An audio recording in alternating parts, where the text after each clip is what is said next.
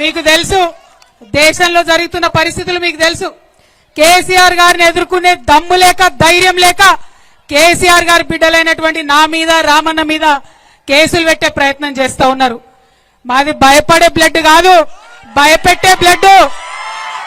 అసలు ఎట్టి పరిస్థితుల్లో భయపడేదే లేదు.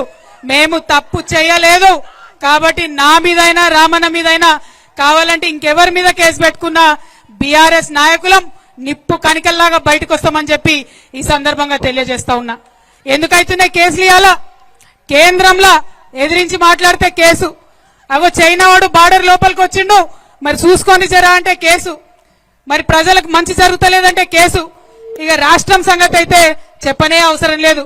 ముఖ్యమంత్రి పేరు మర్చిపోతే కేసు, భూమి ఇవ్వకపోతే కేసు, రైతు భూమి ఇవ్వకపోతే కేసు, ఫేస్బుక్ లో మా అన్నదమ్ములు ఒక చిన్న పోస్ట్ పెడితే కేసు, ట్విట్టర్ లో మా ప్రొఫెసర్ లేదన్న అభిప్రాయం చెప్తే కేసు, ఇన్స్టాగ్రామ్ లో మా అక్క చెల్లెలేదన్న చిన్న వీడియో పెడితే కేసు.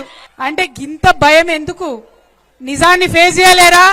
మేం లేమా 10 ఏళ్ళ అధికారంలో? ప్రజలు మమ్మల్ని అనలేదా మాటలు? భరించినాం. ఎందుకంటే బరువు ఎత్తుకున్నాడు, బాధ్యత ఉన్నాడు, 10 మందికి పని చేయాల్సినోడు ఓపికతో ఉండాలి. ప్రజలకు కష్టాలు వస్తాయి, వాళ్ళకి ఇబ్బంది అవుతుంది.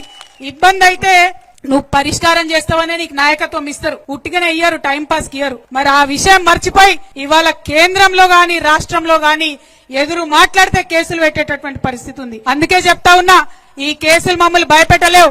ప్రజల నుండి వచ్చిన వాళ్ళం, ఉద్యమం చేసి తెలంగాణ రాష్ట్రం సాధించుకొని తీసుకొచ్చినటువంటి గులాబీ పార్టీ వాళ్ళం. ఖచ్చితంగా గట్టిగా నిలబడతాం, ప్రజల పక్షాన ఉంటామని ఈ సందర్భంగా తెలియజేస్తా ఉన్నా.